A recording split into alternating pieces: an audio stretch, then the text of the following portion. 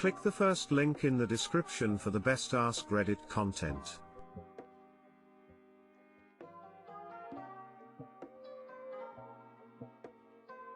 I, 30M, think my wife, 28F, is in denial that her dream is not working out and it's time for me to stop funding it.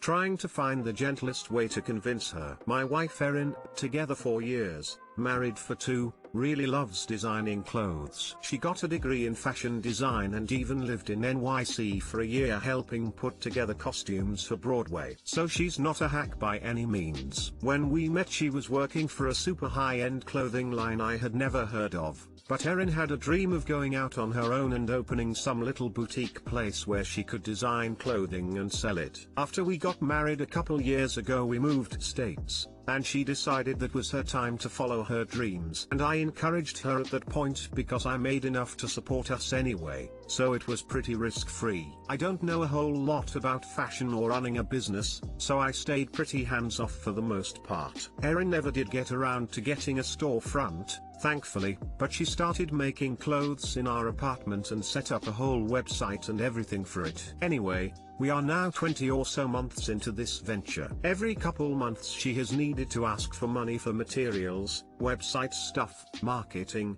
etc. She always promises she is about to turn the corner and surely if I can just help her keep it going for another month or 2 then her little fashion line will take off and become self-sustaining. I've always been happy enough to give her money. I could afford it and I figured if it made her happy then it was money well spent. Unfortunately Erin's clothes just aren't selling.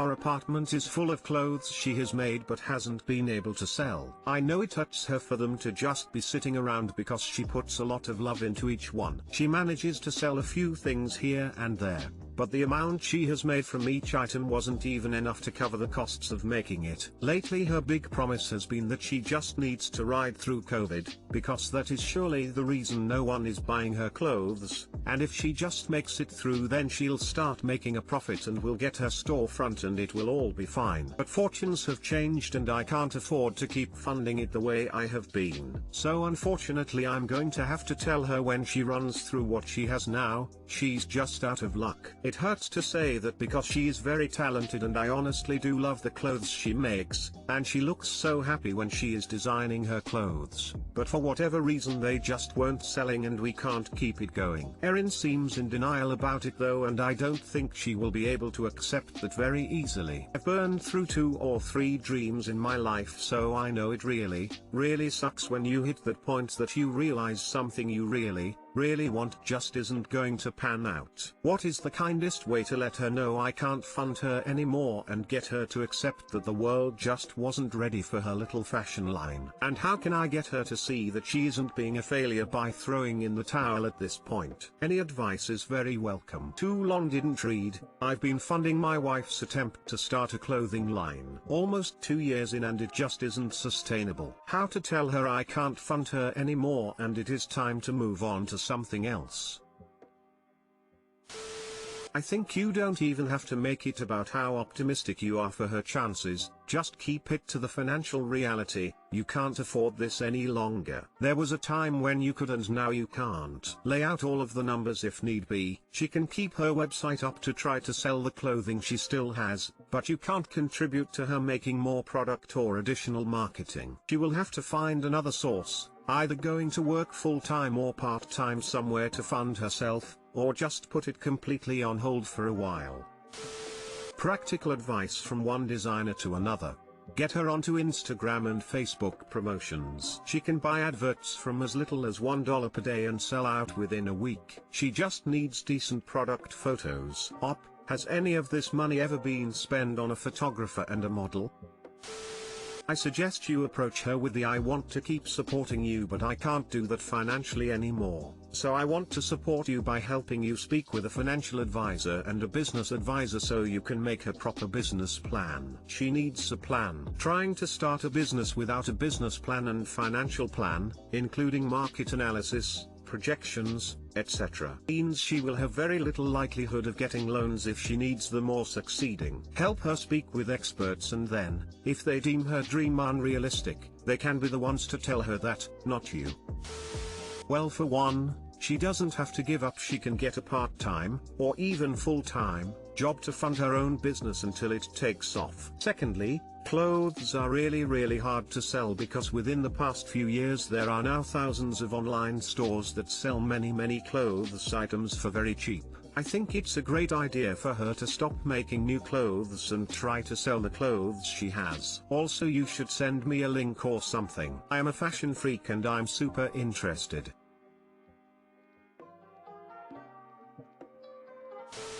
Talent has nothing to do with success. Designing clothes, marketing clothes and selling those clothes are three very different skills. Of those three skills necessary to be successful, designing is the least important. Does she know who her customers are? Are they single professional women 25 to 33? Are they married zams who are over 35? How does she reach those customers? Facebook ads, Google ads, posters stapled to telephone poles, a flyer on the bulletin board at the local supermarket. Unless she has a cogent business plan, which includes a detailed marketing plan to reach her target audience, she has no chance of being successful. No chance. You'd do better buying lottery tickets. Instead of telling her to shut down her dreams, maybe it's time to refocus. The apparel industry is getting hammered by COVID-19, so instead of trying to swim upstream, maybe she hits the pause button on selling clothes and focuses on doing market research for her target audience, developing a marketing plan,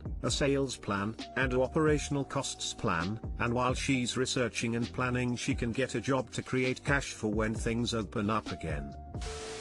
Long-time partner bought a home, treats me like a tenant. Too long didn't read, long-time BF bought home, treats me like a tenant. Reminds me at every possibility that I'm living in his house, says things like don't come back to my house in fights. I'm miserable and considering moving out. Need help. So a little background: my BF of almost 7 years bought a home recently, and at first, I was so excited that we get to start building a home together. My BF and I both make very good incomes. However, I deposit every single extra dollar I have towards my student loans. Hence, when it came time to put down on a home, I was honestly only able to scrape up /10% of the down. My BF refused to take the money and said that unless I had 50% of the down, my name won't be on the deed whatsoever. I even offered to hire a lawyer to write up a contractual piece that outlined that I only owed X% of the home, the percent that I put in. My BF refused this, so come closing the house is his, and I'm annoyed because I've bought all the furniture in the home,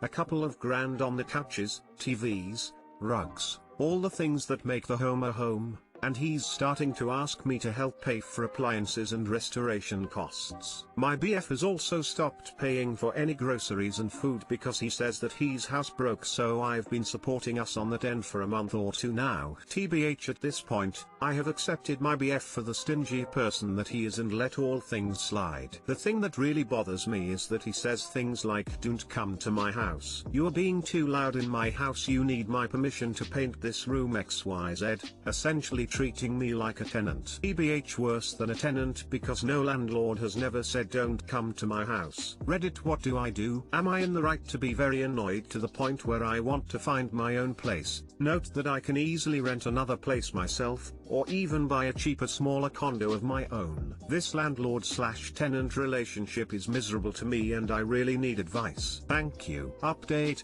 thank you Reddit for the outpour of support and advice. I knew in my heart that I cannot be in a relationship like this. For the time being, I packed my bags and went to my parents. I texted BF to let him know that I am doing so, and he called me to ask why. He didn't really know why I was this upset. I told him that I'm staying with my parents for at least a couple of days and the reasons why I'm devastated. And that's about it. I want to talk to him in person in a couple of days, maybe weeks, considering moving out, getting my own apartment, etc. There's a lot for me to figure out. Again, thank you all. Well, you bought everything else, so take it with you. Find an apartment, put down the deposit and first month. Hire a moving company, and when he's working, move out. Then let him know you're no longer living in his house. If there's too much furniture, he can buy it from you or you can sell it. But get your worth from it. Appliances for restoration. Sell them. New dishwasher. Facebook Marketplace. Anyone who treats a long-term partner the way he's treated you needs a huge reality check, and that's how I do it. I would have suggested a come to Jesus talk, but I don't think in his case it would do anything. Think leaving and having him come home to see you reap what you sow empty home would be your best option here. He can discuss earning you back after you've lived alone for a while and realize you deserve to be treated like a person. And don't let him claim the furniture as his. He has no problem reminding you the house is his. You have every right to what you paid for. What a jackass he is. He says that he's house broke, so he bought a house he can't afford. I'm annoyed because I've bought all the furniture in the home. I do hope you plan to take all of the furniture you bought when you move out. I think it's time to get your own place and take all your furniture to that place. After 7 years, why doesn't he see you as his full partner? If I flat out owned a home and was able to move my partner in, I would be ecstatic that I could provide both of us a place to live and help our relationship progress. Instead, he treats all the stuff you buy as ours, but his house is mine. Does he want to be with you or not? Relationships are not transactions where you keep score of who owns what and hold it against each other. I think the way he's treating you as described in this post is super shitty and alienating. You're well within your rights to simply move out and take all your stuff with you. If you want to talk to him about this and how his behavior is off-putting, stingy, and downright mean, you can do that. You can tell him he makes you feel like you two have a business relationship and nothing more, and that's not how you want a relationship to be. If he thinks that a relationship is different, don't fall into the trap of thinking that leaving would be a waste of 7 years. Instead, it's saving all the years ahead of you when you could be happy instead of miserable.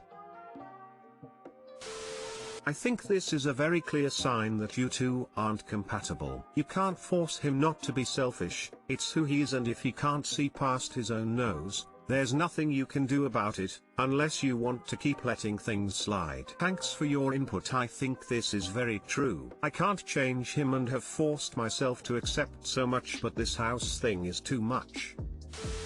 The girl, 31F, 25F, been seeing for the last 3 months, feels like my girlfriend but refuses to call herself that. Back in early June, I met this girl on Tinder around when New York was coming out of lockdown and things were starting to open up. I was immediately attracted to her. She was smart, funny, confident, but today I fucked up and successful. We jumped into bed together pretty quickly. Since she lives alone, we'd regularly meet up at her place and have sex for hours. At first, since almost everything was closed, all we would pretty much do was have sex. But then as things started opening up more, we'd go out on what felt like actual dates. After a couple months, I told her I had feelings for her, and she revealed that she had actually gone through a sudden and traumatic breakup in quarantine a few weeks before we met. I asked her why she hadn't told me, and she said she didn't know what our relationship was and she didn't want to freak me out. We've kept seeing each other and things don't feel casual at all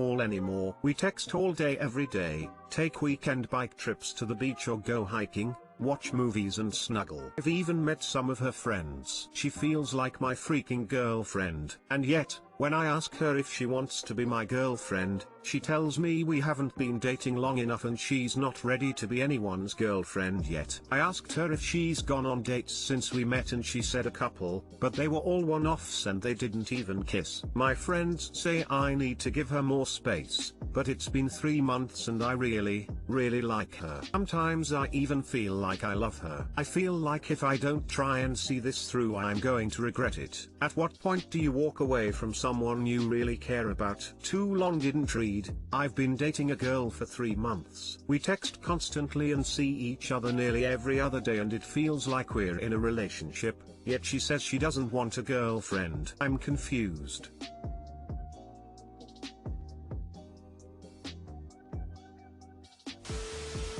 It seems like the crux of this issue is not knowing whether you're exclusive or not. I think that's an important question you need to have a frank conversation around. If you're both only sleeping with each other, would you be more comfortable not having a title right now? If she's intending to sleep with other people, should the situation arise, are you okay with that? There's no wrong answer here. You are perfectly within your rights to want a monogamous, committed relationship. She's perfectly within her rights to want to take things slow. If she wants to sleep with other people, that doesn't make her wrong, either. And it doesn't make you wrong for not being on board with that. Talk to one another. 3 months. You should absolutely be having an honest and open discussion on what this is, what the expectations are, what you are hoping to get out of it. And if she isn't ready for what you are, you have to be mature enough to walk away. You can't keep this up and simultaneously be mad/jealous/sad that she is hooking up with other people. It's not fair to either of you.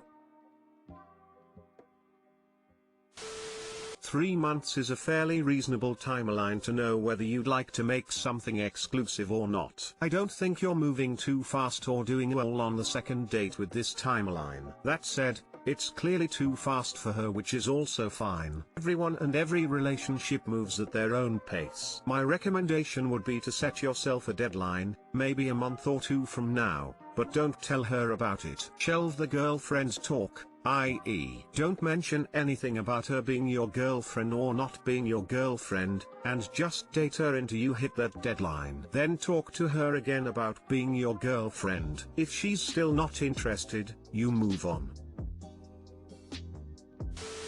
You can discuss being exclusive without necessarily labeling it as girlfriend. The word in itself may be a trigger. She may be happy to date and enjoy you, and doesn't mean that she wouldn't ever be serious. Additionally, you run the risk of pushing her away by insisting too much. It's crazy to me that someone would continue dating other people after 3 months. Like, I get if you have more than one first date, but like, if you have a successful second or third date, cancel the rest lol. Believe her, hun. There's stuff going on in her heart and her head that make her not available for what you want right now. Good for you taking the risk to ask for what you want, but she is not committed to you, not as able to see a solid future together. She still has some walls up and isn't participating in the same way you are. Have you had a big breakup? Can you think back to how you felt 3 to 6 months later and think about whether you would be able to open up or commit to a new person in that time frame? Even if you are the perfect mate for her, she has to choose to participate in building that relationship. Honestly, I also suspect she won't become ready for what you want as long as she has you as a placeholder. Probably are providing a safe place for her heart to heal and recover. But it's tough to change the dynamic of a relationship once it gets unbalanced the way you're talking about. You're all in, and she's still unsure and feeling her way along. Told that I love you, don't voice it. It's only going to make her more uncomfortable. She probably has a sense of how you feel. All you can do is choose how long you're willing to hang around and offer her that comfort and company and opportunity for love, in the hope that she'll open up to you in return. I don't know how long that should be. My experience, I'm 42, is that I generally stayed too long in relationships that were questionable. I believe there are so many people out there, especially at your age, that there's no need to spend time waiting for someone who's not super excited to be your partner. The last time I was in your situation, falling in love with someone this special who wasn't ready to commit to anything, I told myself to be patient and not to put too much pressure on it. I told myself that if we were both happy, why should I worry about titles? Told myself that if I was kind enough and patient enough, and built up enough happy memories with him, he would eventually decide he was ready for a relationship. When he was finally ready for a real relationship, it wasn't with me.